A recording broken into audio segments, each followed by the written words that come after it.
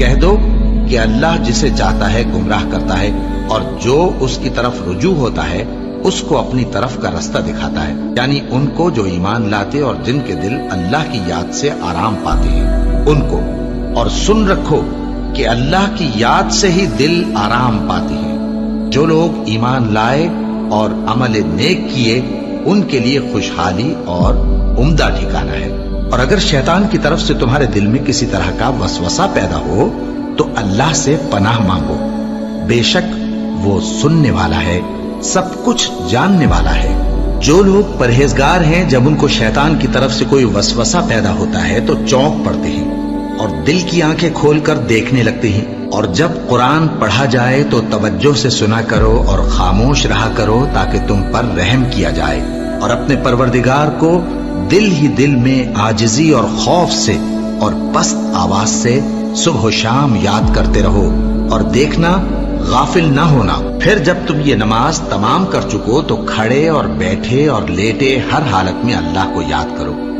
پھر جب تم مطمئن ہو جاؤ تو پورے آداب کے ساتھ نماز پڑھو۔ بے شک نماز کا مومنوں پر اوقات مقررہ میں ادا کرنا فرض ہے۔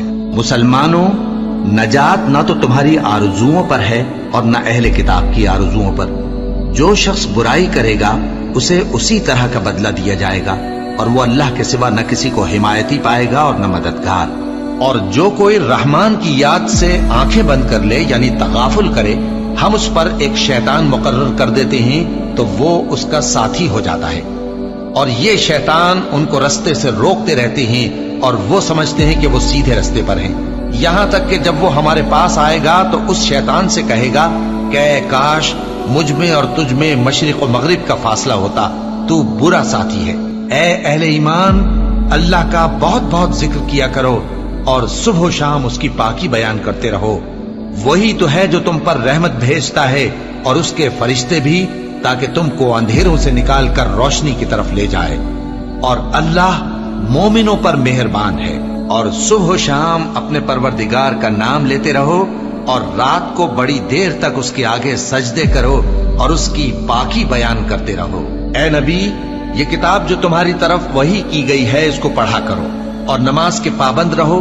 کچھ شک نہیں کہ نماز بے حیائی اور بری باتوں سے روکتی ہے، اور اللہ کا ذکر سب سے بڑا ہے، اور جو کچھ تم کرتے ہو اللہ اسے جانتا ہے۔ مومنو، جو پاکیزہ چیزیں اللہ نے تمہارے لیے حلال کی ہیں ان کو حرام نہ کرو، اور حد سے نہ بڑھو کہ اللہ حد سے بڑھنے والوں کو دوست نہیں رکھتا، اور جو حلال و طیب روزی اللہ نے تم کو دی ہے اسے کھاؤ، اور اللہ سے جس پر ایمان رکھتے ہو ڈرتے رہو۔ ایمان والو، شراب اور جوا اور بت اور پانسے یہ سب ناپاک کام اعمال شیطان سے ہیں، سو ان سے بچتے رہنا تاکہ تم کامیاب ہو جاؤ۔